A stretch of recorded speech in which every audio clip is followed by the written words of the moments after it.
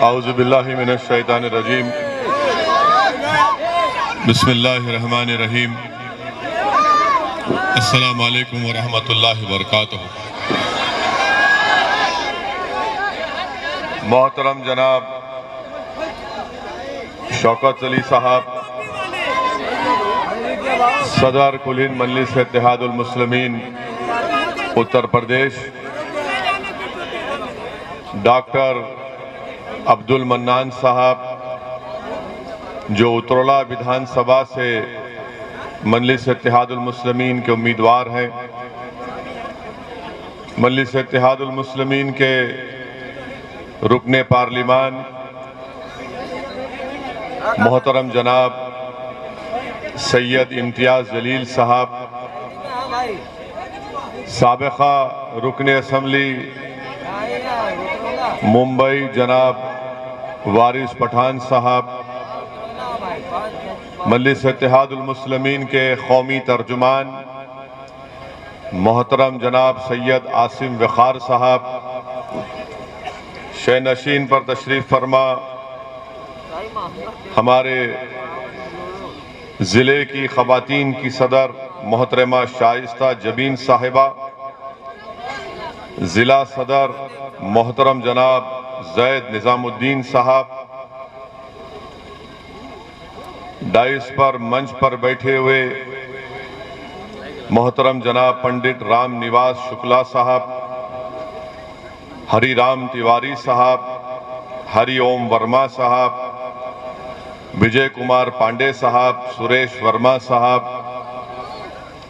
उतरौला विधानसभा के मेरे तमाम मजलिस की रुफ़ा गयूर नौजवानों, बुजुर्गान कौम और मिल्लत, पसे पर्दा बैठकर सुनने वाली मेरी इज़्ज़तदार माँ और बहनों, मैं आप तमाम का दिल की गहराइयों से आपका शुक्रिया अदा करता हूँ कि आपने आज के इस जलसे में अपना कीमती वक्त निकालकर आपने इस जलसे में शिरकत की। आपका बेहद शुक्रिया।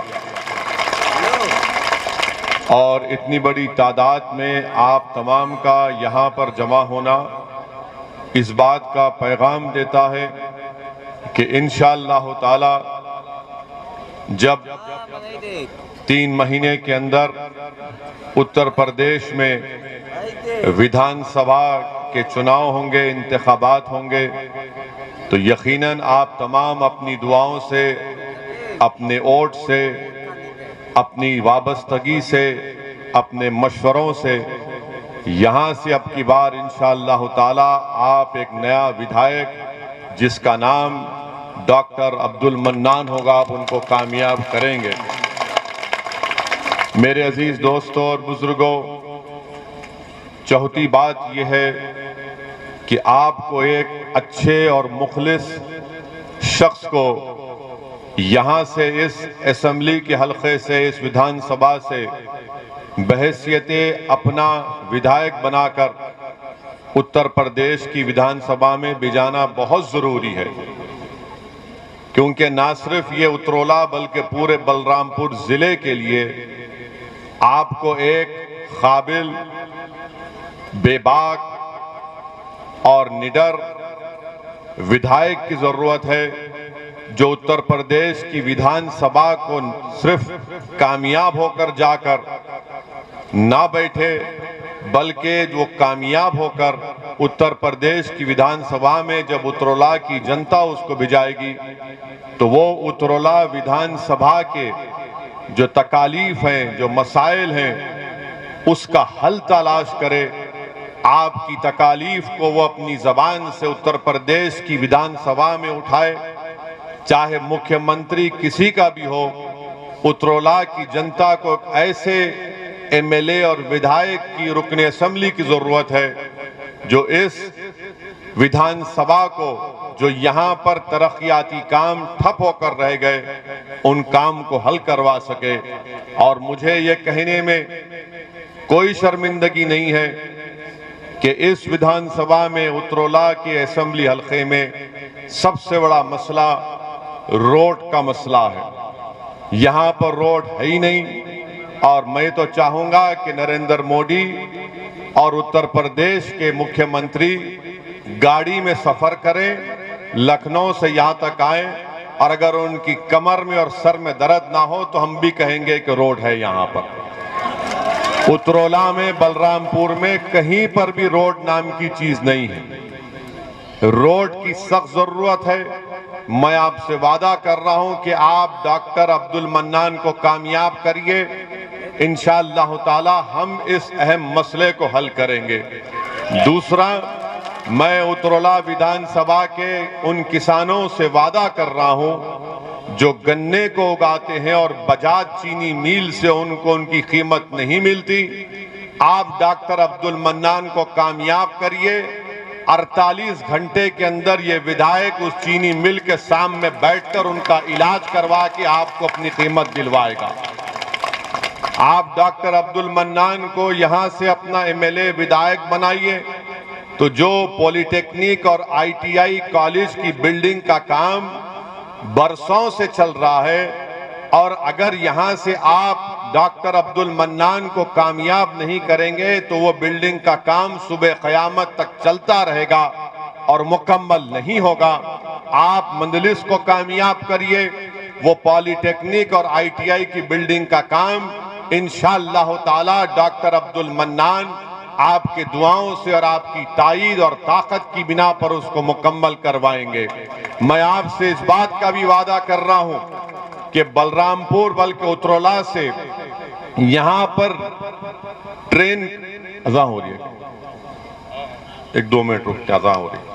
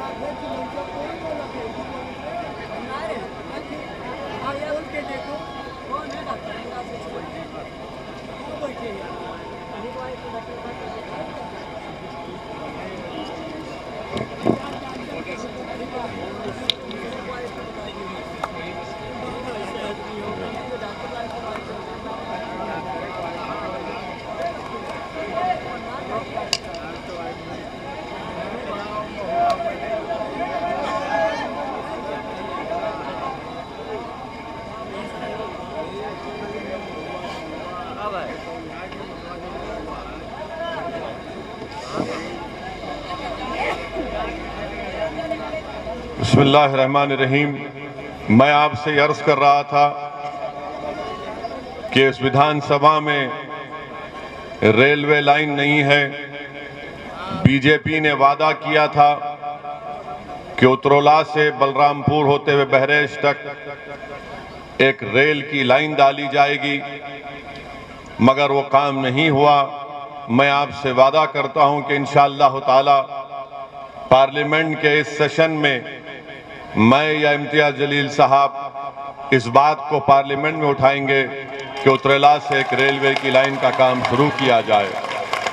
गैजनवाह में यहाँ से रेलवे स्टेशन 28 किलोमीटर दूर है और नहीं मालूम 5 साल में बीजेपी ने क्या किया। 6.5 साल में मोदी ने एक रेल की लाइन उतरौला से बहरेश तक नहीं डलवाई, मगर दिखाते हैं, वादा करते हैं, बड़े बड़ी हथेली में जन्नत दिखाते हैं। मेरे अजीज दोस्तों और बुजुर्गों, मैं आपसे वादा कर रहा हूं कि उतरौला में यहां पर अस्पताल की सख्त जरूरत है। अगर आप डॉक्टर अब्दुल मन्नान साहब को अपने वोट से कामयाब करेंगे तो इंशाअल्लाह ताला जो आपको अपने बीमार पेशेंट को, अपने बीमार रिश्तेदारों को गोंडा या लखनऊ ले जाना पड़ता, अगर आप एक अच्छे और सच्चे विधायक को कामयाब करेंगे तो मुझे यकीन है कि डॉक्टर अब्दुल मन्नान पूरी मेहनत और जुस्तजू करके उत्तरला में भी एक आलीशान गवर्नमेंट का अस्पताल यहां पर तामीर करवाएंगे, क्योंकि डॉक्टर साहब खुद एक डॉक्टर हैं और वो खुद इस बात से बखूबी वाकिफ हैं कि कैसे यहां पर खास तौर से गरीब आवाम को कितनी तकलीफ पहुंचती है जब उनके कोई अजीज व क़ारिब या फिर उनके भाई या बहन या उनके वालिद या वालदा बीमार होते हैं। मेरे अजीज दोस्तों और बुजुर्गों, मैं आपसे वादा कर रहा हूं कि डॉक्टर अब्दुल मन्नान साहब को आने वाले असेंबली के इलेक्शन में आप कामयाब करिए। जब यहां पर सैलाब का इतना बड़ा मसला आता है, पानी आ जाता है, कोई आवाज उठाने वाला नहीं है। मेरी आप तमाम से गुजारिश है कि इन अहम मसलों के ऊपर आप अपनी नजर रख के अपने वोट का सही इस्तेमाल करिए, क्योंकि विधायक का काम यह होता है कि वो सिर्फ असेंबली में जाकर अंधा या गूंगा ना बन जाए, बल्कि अपनी आवाज को उठाए, अपने क्षेत्र के, अपने हल्के के, कॉन्स्टिट्यूंसी के लोगों की तकालीफ को उठाए। आपने बीजेपी को वोट तो दे दिया, 300 उनके एमएलए विधायक बनाए, रुकने असेंबली को मुंतखब किया, मगर वो सरकार जो उत्तरला में यहाँ पर सबसे कम पढ़े लिखे लोग रहते हैं, लिटरेसी रेट, ये एजुकेशनली बैकवर्ड जिला है और यहाँ पर मुसलमान सबसे कम पढ़े लिखे हैं। आप बताइए, क्या आप अपना वोट का सही इस्तेमाल करेंगे या फिर आप उस झूठे और उन तमाम बकवास बातों में आकर हमको हमेशा खास तौर से मुसलमानों को ये कहा जाता है कि आप अपने वोट का सही इस्तेमाल करो।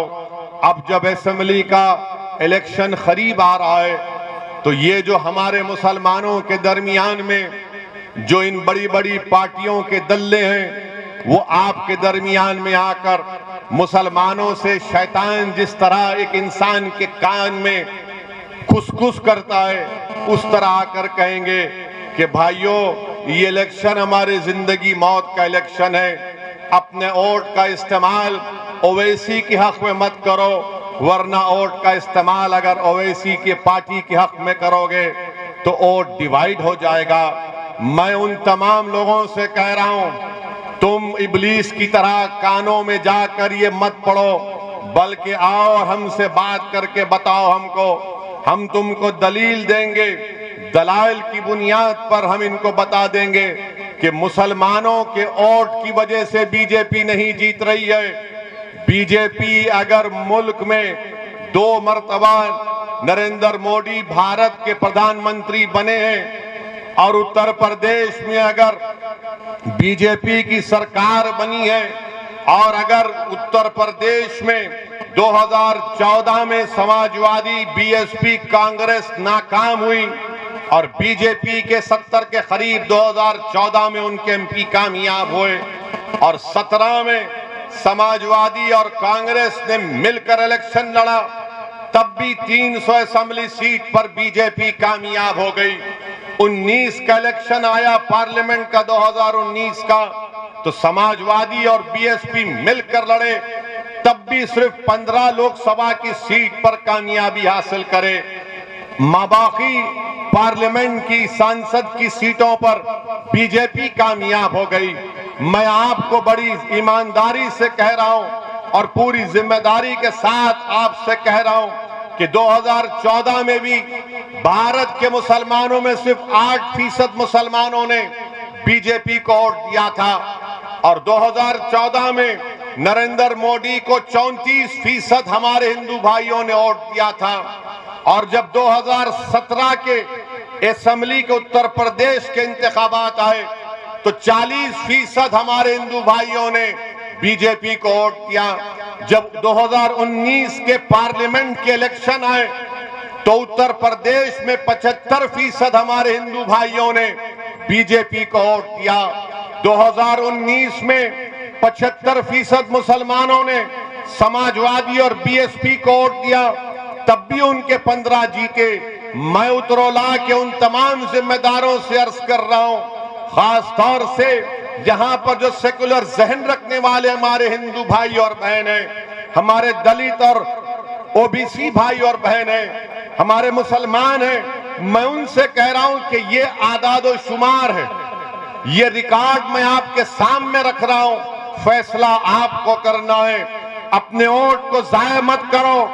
याद रखो, अगर आप उत्तरोला से डॉक्टर अब्दुल मन्नान को कामयाब करेंगे तो यकीनन बातिल तूफानों में आप एक चिराग को रोशन करने के बराबर होगा। ये फिरका परस्ती के सैलाब में डॉक्टर अब्दुल मन्नान की कामयाबी एक उम्मीद की किरण नजर आएगी, न सिर्फ उत्तरोला की आवाम और जनता के लिए, बल्कि वो सेकुलर जहन रखने वाले उन तमाम भारत के लोगों को जिनके दिलों में आज भी गांधी अंबेडकर की मोहब्बत बरकरार है। हाँ, अगर वो लोग कामयाब होंगे तो याद रखो, ये कामयाबी सेकुलरिज्म की नहीं होगी।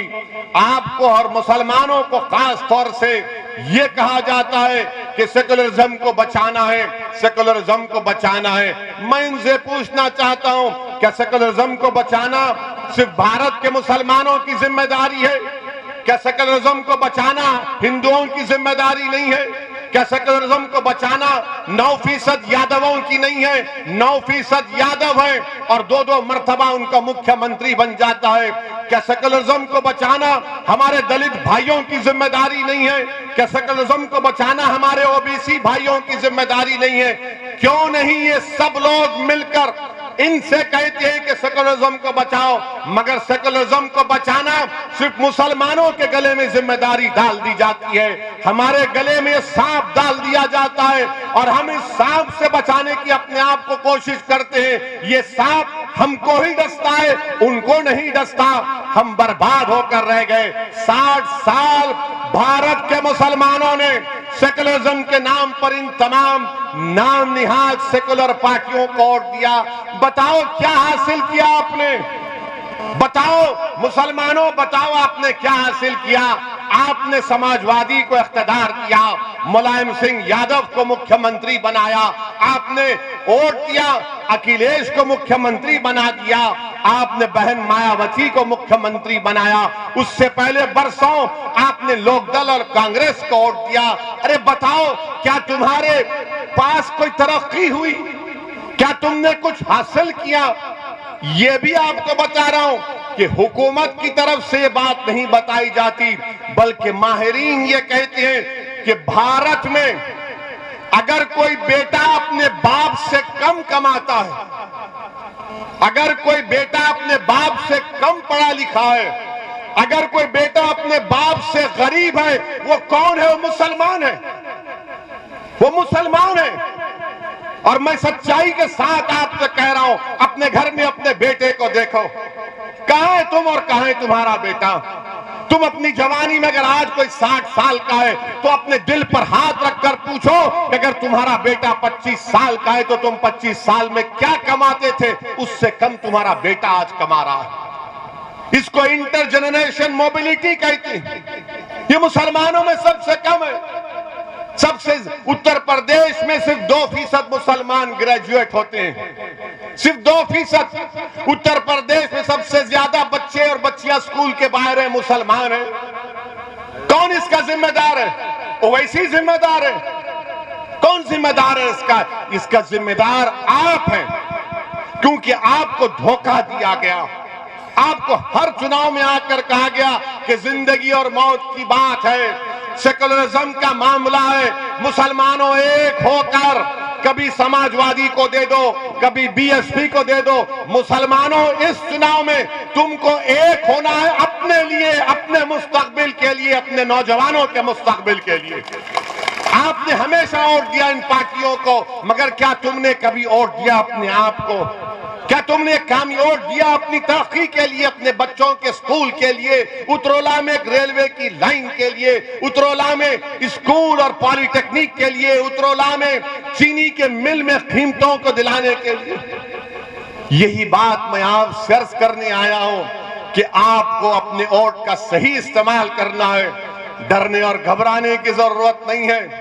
अपने वोट से अपनी पार्टी के उम्मीदवार को कामयाब करिए। कोई समाजवादी का, बीएसपी का, कांग्रेस का कोई आकर कहेगा कि अगर डॉक्टर मन्नान कामयाब होगा तो क्या कर लेगा वो। कोई पूछेगा आपसे कि अगर मंजलिस के 10-15 एमएलए इंशाअल्लाह उत्तर प्रदेश में कामयाब हो गए तो क्या करेंगे। मैं उनको कह रहा हूं, आपसे मुखातिब हूं, अगर आपके दिल में ये वसवसा है, अगर आपके दिल में सवाल है, तो इसका जवाब यही है कि पूरे भारत की पार्लियामेंट में 540 के करीब पार्लियामेंट के सांसद के मेंबर हैं। उन 540 में मंजलिस के सिर्फ 2 हैं और अल्लाह का इतना बड़ा करम है, सदका नबी करीम सल्लल्लाहु अलैहि वसल्लम का, कि जब ये 2 दीवाने खड़े हो जाते हैं पार्लियामेंट को हिला के रख देते हैं। आपको इस तरह की जरूरत है, आपको इस तरह के विधायक और एमपी की जरूरत है। आपको कोई कव्वाली पार्टी में कोई हारमोनियम बजाने वाले की जरूरत नहीं है। आपको अगर ये पार्टी के जीत भी जाते तो क्या करते। आपने देखा कभी कव्वाली को? एक थाली मारने वाला होता है, एक तबलची होता है, एक हारमोनियम बजाता है, एक राग खींचता है। एक रब अब आगे इलेक्शन आ गया तो पूरी कव्वाली पार्टी आ गई मंजलिस के खिलाफ। एक हारमोनियम बजा रहा है, एक राग बजा रहा है, एक तबलची है। अरे तुम जो काम कर रहे हो, मैं मंजलिस के मुखालिफिन से कह रहा हूं, अरे तुम तो उस तवाइफ से भी बदतर हो। कम से कम वो अपना पेट काटने के लिए करती है, तुम तो कौम का मुस्तकबिल बर्बाद कर रहे हो। तुम तो कौम का मुस्तकबिल बर्बाद कर रहे हो। बताओ आपने क्या हासिल किया। आपके पास में ये आदादो शुमार, ये फैक्ट्स एंड फिगर्स दे रहा हूं, कुछ जवाब नहीं दे सकते हमारे दलाइल का। सिर्फ यही कहते हैं कि ओवैसी जज्बाती तकरीर करता है। हाँ, जिंदा हूं तो जिंदगी का सबूत देना पड़ेगा। जो मुर्दा है उसमें जज्बात नहीं होते। अल्लाह ने दिमाग दिया, सोचने और समझने का सलीका दिया। अल्लाह ने दिमाग दिया कि उठाओ ना इंसाफी के खिलाफ आवाज उठाओ तो उठाता हूं। अल्लाह ने दिमाग दिया, अल्लाह ने एहसास दिया इंसान को कि जालिम का साथ मत दो, मजलूम का साथ दो, तो बोलते रहते हैं।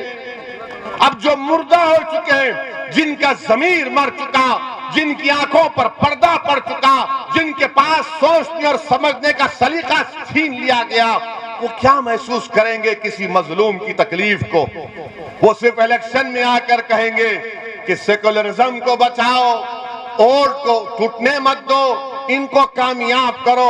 अरे जब 9% यादव 2-2 बार अपना मुख्यमंत्री बना लेते हैं, तो क्या उत्तर प्रदेश की विधानसभा में आप मंजलिस के 15-20 अरकान असेंबली को कामयाब नहीं कर सकते? क्या बुतुल्लाह से डॉक्टर मन्नान को कामयाब नहीं कर सकते? कर सकते हैं इंशाअल्लाह ताला। और आपको करना है, बताना है। लोग यहां पर बैठकर, याद रखो मेरी एक बात को, मैं अपनी जिंदगी का तजुर्बा आपसे कह रहा हूं। मुझे ज्यादा तजुर्बा नहीं है, मगर थोड़ा तजुर्बा है।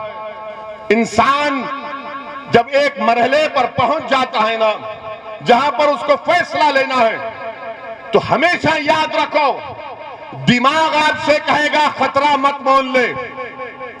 दिमाग कहेगा कि खतरा मत मोल ले। दिल बोलेगा प्यारे जब प्यार किया तो डरना क्या, दिल का साथ दो, दिल का साथ दो। दिमाग तुमको डरा देगा।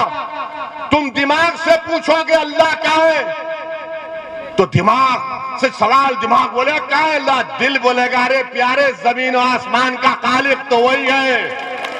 जो बगैर देखे जिस पर ईमान लाना, वो दिमाग का काम नहीं, वो दिल और दिमाग का काम है। तो सिर्फ दिमाग के गुलाम मत बन जाओ, दोनों को इस्तेमाल करो। और अपने आप से सवाल करो कि अगर मैं डॉक्टर मन्नान को वोट दूंगा तो उत्तरोला का क्या फायदा होगा।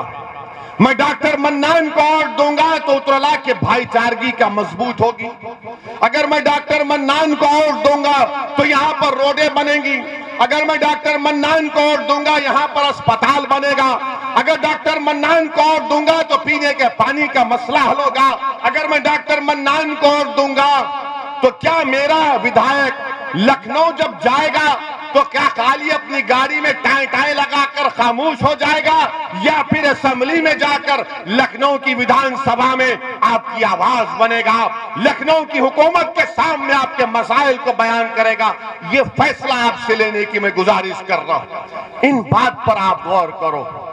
डरने और घबराने की कोई जरूरत नहीं है। याद रखो मेरे अजीज दोस्तों और बुजुर्गों, फिरौन को भी बड़ा गुरूर था, फिरौन को बड़ा गुरूर था कि मेरा इख्तिदार खत्म नहीं होगा। अब ये मुख्यमंत्री और नरेंद्र मोदी को भी बड़ा गुरूर है कि हम इख्तिदार पर रहेंगे आइंदा 20 साल। इंदिरा गांधी को भी यही ख्याल था कि मुझे कोई नहीं हरा सकता, मगर सियासी तारीख गवाह है कि जिस किसी ने यह समझ लिया कि इख्तिदार पर हमेशा रहेंगे, कुदरत ने उनको इख्तिदार से बेदखल किया। इंशाअल्लाह ताला वो दिन दूर नहीं है जब उत्तर प्रदेश में योगी और बीजेपी की सरकार नहीं बनेगी इंशाअल्लाह ताला। मगर मेरे अजीज दोस्तों और बुजुर्गों, मेरे गयूर नौजवानों, आपको अपने उतरौला से अपने एक बेहतरीन विधायक को कामयाब करके लखनऊ को भिजाना है। उतरौला की तरक्की के लिए आपको यहां पर उनको कामयाब और कामरान करना है। अब कोई ये हमारे मीडिया के लोग ये पूछेंगे कि ओवैसी साहब आपने बहुत बोल दिया, बीजेपी को ज्यादा नहीं बोलते आप। यानी हमारी तकरीर के अल्फाज और जुमलों को ये सेकुलर, कम्युनल, लिबरल ये लोग इसको तोलते हैं। कितना बोले? 40% बाबा को बोले तो क्या 50% अखिलेश को क्यों बोल दिए? ये तोलते हैं। और जब मोदी के सभा में जाते हैं तो ऐसा बैठते हैं, हाँ पप्पा जी बोल रहे हैं। समाजवादी के सभा में जाते हैं तो भाई नेता बोल रहा है, भैया जी बोल रहे हैं। और हम जब बोलते हैं तो कितना बोले तोलते हैं। हम क्या कोई टमाटर बेच रहे हैं यहां पर? हम आवाम के मसाइल को बयान कर रहे हैं, उतरौला की जनता की तकलीफ को बयान कर रहे हैं। हम तो मुस्तकबिल में आपके मसाइल का हल, उसका तरीका आपको बता रहे हैं। हम तो आपसे एक पैगाम दे रहे हैं कि कैसे आपको उत्तर प्रदेश में अपनी सियासी लीडरशिप को बनाना है। जब 9% यादव अपनी लीडरशिप को बना दिए, मुलायम सिंह यादव और उनके बेटे को अपना नेता बना दिया। दलित में हमारे जाटव भाई और बहनों ने बहन मायावती को अपना नेता बना दिया। कुर्मियों ने अपनी लीडरशिप वो अनुप्रिया पाटिल को बना दिया। आगरा के बाघेलों ने अपना नेता बाघेल साहब को बना दिया। ठाकुरों ने बाबा को अपना लिया। सबने अब ब्राह्मणों की एक पॉलिसी है। आप बताइए, अगर कहीं पर कोई नजर नहीं आता तो मुसलमान है। बताओ आपका नेता कौन है? बताओ तुम्हारा नेता कौन है? मेरा नाम मत लो, अपने दिल से सवाल करो। मैं आपसे पूछ रहा हूं, बताओ मुसलमानों का उत्तर प्रदेश में नेता कौन है? कौन है तुम्हारा नेता जो तुम्हारी विधानसभा में तुम्हारी आवाज को उठाएगा? कौन है मुसलमानों का नेता उत्तर प्रदेश से? बताइए आप। क्या आप इसी तरह नहीं है बोलेंगे या बनाएंगे? क्या उतरौला में बनाएंगे या पूरे यूपी में बनाएंगे? आपको पूरे यूपी में बनाना है। इसमें कोई गलती नहीं होगी। इससे भारत की जमहूरियत मजबूत होगी, उत्तर प्रदेश की जमहूरियत मजबूत होगी। कैसे होगी? जब तमाम समाज ने अपना नेता बना लिया, अपनी लीडरशिप बना ली। और हम नहीं बना पाए। क्यों नहीं बना पाए? क्योंकि हमने हमेशा इन धोखेबाजों पर भरोसा किया जिन्होंने हमको हमेशा धोखा दिया। मेरे अजीज दोस्तों और बुजुर्गों, उत्तर प्रदेश के ये विधानसभा के चुनाव, आपको उत्तर प्रदेश के मुसलमानों से मेरी अपील है कि अपनी सियासी लीडरशिप को बनाइए। डरने और घबराने की जरूरत नहीं है। अभी आपने सुना इम्तियाज जलील ने क्या कहा था। औरंगाबाद महाराष्ट्र में 22-23 साल से शिवसेना का एमपी था। जब इम्तियाज जलील इलेक्शन लड़ने आए मेरे पास तो मैंने कहा इम्तियाज साहब दोबारा सोच लो। तो इम्तियाज साहब ने कहा नहीं साहब, मैं सोच कर आया हूं, मुझे लड़ना है पार्लियामेंट का इलेक्शन। और इम्तियाज जलील कोई खानदानी सियासतदान नहीं है। इनके वालिद जलील साहब औरंगाबाद के एक मशहूर डॉक्टर थे, अल्लाह उनकी मग़फ़िरत करे। इम्तियाज जलील 25 साल का जर्नलिस्ट था। मुझसे आकर कहा कि मुझे लड़ना है। मैंने कहा सोच कर आकर बोलो। बोले नहीं साहब, सोचना नहीं है, आप मुझे अपना फैसला सुनाइए। मैं औरंगाबाद के तमाम मजलिस के जिम्मेदार आए, मैं उनकी जिद और उनके जज्बे को देखकर उनके सामने कहा जाओ और इलेक्शन लड़ो। 23 साल के शिवसेना के एमपी को इम्तियाज जलील ने हराकर वहां से मजलिस को कामयाब किया। क्यों किया? क्योंकि एतमाद था, भरोसा था, लड़ने का जज्बा था। अब उतरोला की आवाम को भी अपने दिलों में एक एतमाद को बहाल करना, एतमाद को मजबूत करना है कि डॉक्टर मन्नान हमारा भाई है, हमारा बेटा है, हमारा खादिम है, हमारा गुलाम है। जो आप पुकारेंगे तो दौड़कर आपके दरमियान में आएगा। यह फैसला आपको उतरोला में करना है। अगर आप अपने अज़म और हौसले को बुलंद रखेंगे तो याद रखो हम कोई चीज को भी हासिल कर पाएंगे। इंसान अगर अपने अज़म और हौसले को पुख्ता रखेगा तो कोई दुनिया की ताकत उसको रोक नहीं सकती। अल्लाह ने इंसान को बहुत बड़ी ताकतवर चीज दी है, उसको जिद दी है। जब आप जिद में आ जाएंगे कि नहीं उतरोला से यहां पर सिर्फ मजलिस कोर्ट पड़ेगा, उतरोला की जनता की भलाई के लिए डॉक्टर अब्दुल मन्नान को कामयाब करेंगे, तो यकीनन इंशाअल्लाह ताला डॉक्टर अब्दुल मन्नान यहां से आपका विधायक बनकर लखनऊ को जाएगा इंशाअल्लाह। मेरे अजीज दोस्तों और बुजुर्गों, बीजेपी की सरकार है। योगी कहते हैं हमने ये कर दिया, मोदी कहते हमने वो कर दिया। आपको मालूम अभी नोएडा में जीवर एक मुकाम पर एक नया एयरपोर्ट का संगे बुनियाद देश के वजीर आजम प्रधानमंत्री ने किया। ये बीजेपी वाले कितनी बड़ी चोरी करते हैं देखो आप। क्या किए, नोएडा में जो एयरपोर्ट का संगे बुनियाद रखा गया तो इन्होंने सोशल मीडिया पर बीजिंग के एयरपोर्ट की फोटो डालकर कहा नरेंद्र मोदी इस तरह का एयरपोर्ट बना रहे हैं। यानी चीन का एयरपोर्ट की फोटो डालकर यह बता दिया कि मोदी जी इस तरह का एयरपोर्ट डाल रहे हैं। चीन बोलना पड़ा, अरे बीजेपी वालों ये हमारा एयरपोर्ट है, तुम कहां से तस्वीर ला लिए। यानी कितना झूठ बोलते हैं, यानी झूठ की फैक्ट्री है ये। बीजेपी झूठ को पैदा करती और ऐसा पेश करती कि सच यही है। बीजेपी भारत की जनता से कह रही है कि सच्चाई की तहकीक मत करो, झूठ को सच मान लो और उगल लो, इसको निगल लो। एयरपोर्ट की फोटो भी चीन की डाले और वो चीन भारत की सरजमीन में, लद्दाख में, डेप्सांग में, डेमचाक में, हॉट स्प्रिंग में चीन भारत की जमीन पर बैठा हुआ है। और इन लोगों को जरा सी भी शर्म नहीं आती कि फोटो डालना था तो कम से कम भारत के किसी अच्छे एयरपोर्ट की डालना था, उठाए तो उठाए चीन की उठाए।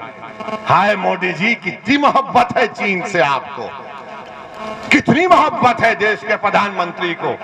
और बाबा के बारे में जितना बोला जाए कम है। आज टीचर्स एलिजिबिलिटी टेस्ट था, टीईटी टेस्ट था। 18 लाख बच्चे और बच्चियां उस इम्तिहान की तैयारी कर रहे थे। एक रात पहले यानी कल रात अपने सेंटर पर जाकर कड़कड़ाती ही सर्दी में सेंटर के बाहर लेटकर बैठे थे रात भर। मगर जब सुबह इम्तिहान हाल में गए तो मालूम हुआ कि योगी आदित्यनाथ की सरकार में टीईटी का पेपर लीक हो गया। इम्तिहान का पेपर बाबा लीक हो गया और वो बच्चे जो महीनों से तैयारी कर रहे थे गरीब परिवार के, उनसे कहा गया कि अब दोबारा आइंदा महीने इम्तिहान होगा। बीजेपी वालों, तुम एक इम्तिहान का पेपर नहीं बचा सकते, तुम उत्तर प्रदेश के गरीब को क्या बचाओगे। एक इम्तिहान का पेपर बीजेपी नहीं बचा पाई, वो भी लीक हो गया। बाबा ये ठोक दो की पॉलिसी में पेपर कैसा लीक हो गया? बताओ योगी आदित्यनाथ, तो आप तो कहते ठोक देंगे, नाम बदल देंगे। अब बाबा बोलेंगे कि टीटी का नाम बदल देता हूं, पेपर लीक नहीं होगा। हर जगह नाम बदल देंगे, अरे पेपर लीक हो गया। 20 लाख बच्चे और बच्चियां जो आज प्राइमरी अपर प्राइमरी का इम्तिहान लिख रहे थे, टीचर्स का इम्तिहान, वो पेपर लीक हो गया। ये कौन सी सरकार है बीजेपी की जो गरीब नौजवानों को इतना मायूस कर देती? और फिर मेरे अजीज दोस्तों और बुजुर्गों, आपको मालूम कि उत्तर प्रदेश में आज उत्तर प्रदेश में गाय की बहुत इज्जत है, मुसलमान की नहीं है। गाय को इंसान से बड़ा इज्जत दी जाती है। ये मैं जिम्मेदारी के साथ कह रहा हूं। हमारे मंच पर हमारे पंडित राम निवास शुक्ला जी बैठे, हम उनके बाजू बैठे। अब टीवी वाले पूछेंगे ये ओवैसी बाबा के बाजू कैसे बैठ गया? ये बाबा में वो बाबा में जमीन आसमान का फर्क है। ये बाबा के दिल में इंसानियत से मोहब्बत है। ये बाबा के दिल में हर मजहब से मोहब्बत मानने वाले से मोहब्बत है। वो बाबा में मामला उल्टा है उनका। और ये बाबा नाम नहीं बदलना चाहते, ये बाबा ठोक दो की नहीं, ये दिल से लगाने की बात करते हैं। आपको मालूम कि 2018 में लक्ष्मणपुर गांव बलरामपुर जिले में सितंबर 2018 में ये जो अपने आप को गाय का रक्षक मानते हैं, वो एक शख्स को पीटना शुरू कर दिए, खूब मारना शुरू कर दिए। तो उस शख्स ने कहा, अरे मुझे क्यों मार रहे हो, मेरी गाय है। तो बोले नहीं, तू काटने लेकर जा रहा है। अरे वो बोला कि अरे मैं हिंदू हूं, मुसलमान नहीं। बोले नहीं, तू काट रहा है। उसने कहा कि मेरा नाम कैलाश नाथ शुक्ला है, लक्ष्मणपुर गांव बलरामपुर जिला, सितंबर 2018। अरे वो ब्राह्मण था, उन्होंने उसको भी पीट दिया। देखते ही नहीं है बुनकरों का मसला, अंसारी भाइयों का। बिजली की कीमत इतनी आसमान को छू रही है, कोई फिक्र नहीं है बाबा को। कुरैश बरादरी के लोग बरसों से कारोबार करते हैं, उनको बर्बाद कर दिया गया। समाजवादी की सरकार थी, 2017 तक कोई स्लॉटर हाउस का परमिशन रिन्यू नहीं किया, मगर अब चुनाव आ गए तो समाजवादी बोलेगी हम सेकुलर हैं, ओवैसी की बातों में मत जाओ। मेरे अजीज दोस्तों और बुजुर्गों, बीजेपी ने अब यहां पर इतनी बड़ी तादाद में, अच्छा बाबा की हुकूमत का एक और कारनामा सुन लो आप।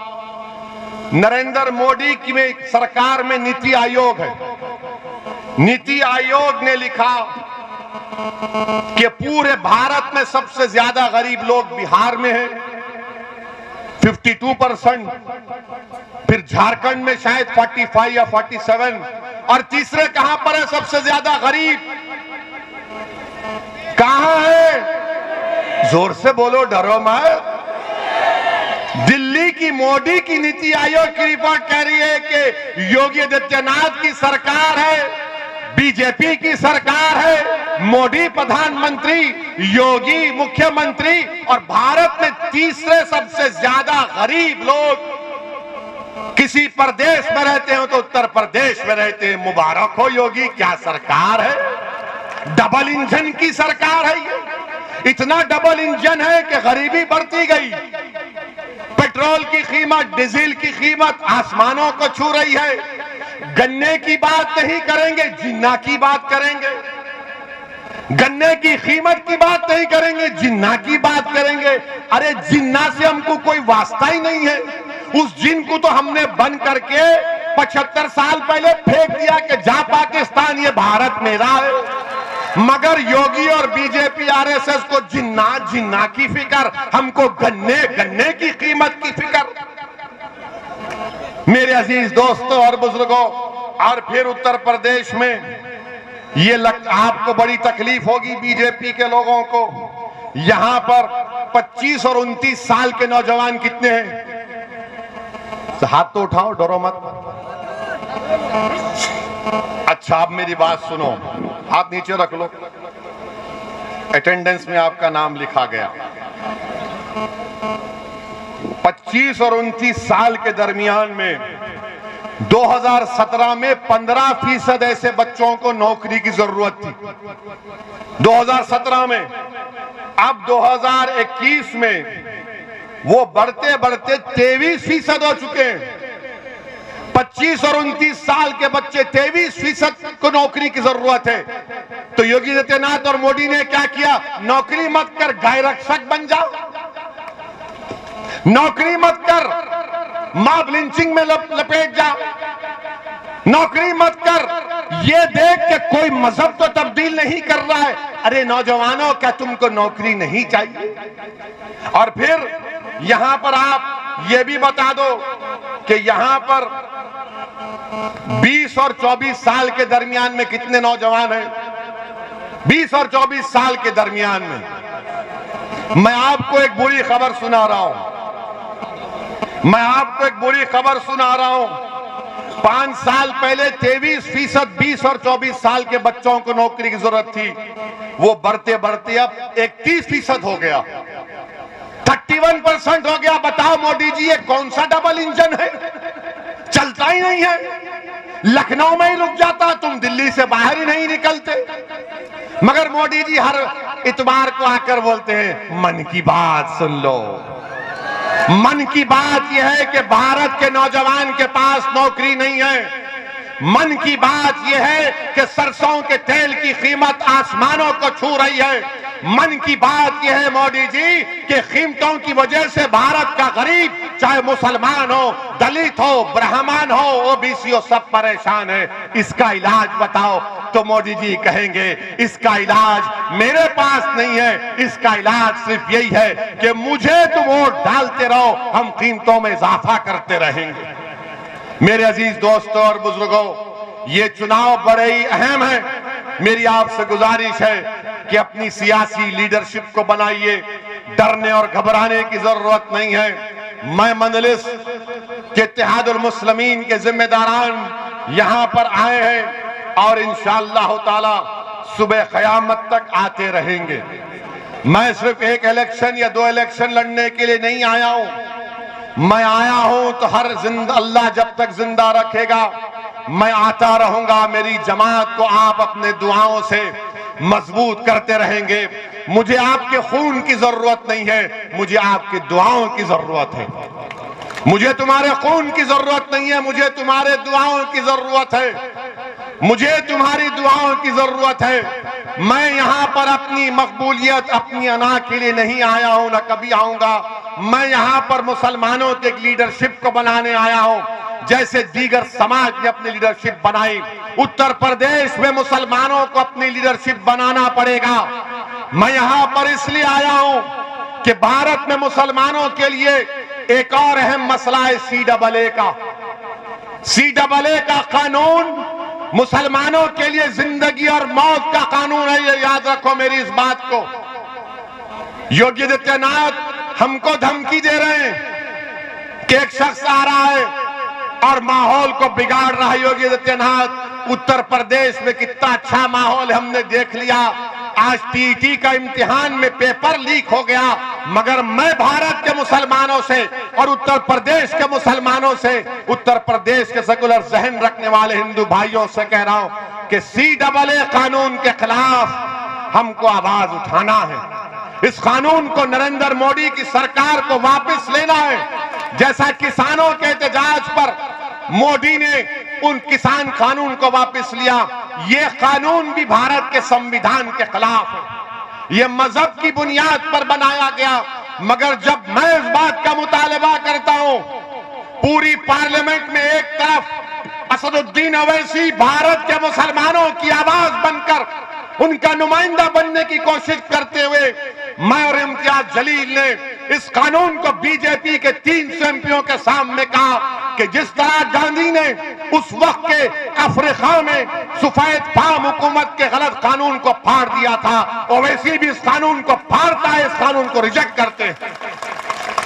कहां थी समाजवादी, कहां थी कांग्रेस, जब हमारा कानून हमारे खिलाफ बनता है तो खाली जुमले बोलकर बैठ जाते हैं। हम नरेंद्र मोदी सरकार से इस बात का मुतालिबा करते हैं कि जिस तरह किसानों के कानून को वापस लिया गया, CAA, NRC, NPR को भी बंद होना चाहिए। अगर याद रखो मेरी इस बात को, अगर CAA, NPR, NRC होगा तो जिस तरह आसाम में 1.5 लाख मुसलमानों को अपनी शहरियत साबित करने के लिए कोर्ट को फॉरेनर्स ट्रिब्यूनल को जाना पड़ेगा, कहीं ऐसा ना हो जाए। इसलिए मैं आपसे अपील कर रहा हूं कि इस बात पर भी गौर करिए, मुत्तहिद रहिए, अपने वोट का इस्तेमाल करिए और उत्तरला के आने वाले इंतखाबात में मंजलिस की उम्मीद करिए। अस्सलाम वालेकुम व रहमतुल्लाहि व बरकातहू।